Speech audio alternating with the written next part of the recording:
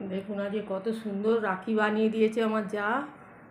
জগন্নাথ দেব, সুভদ্রা, বলরাম সবাইকে রাখি বেঁধে দিয়েছে, কি সুন্দর লাগছে। এই হচ্ছে জগন্নাথ দেবের রাখি। সকালে আমার মেয়ে বেঁধে দিয়ে গেছে।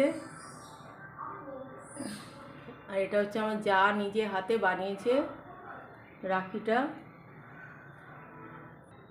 দেখুন কত সুন্দর রাখিটা বানিয়েছে।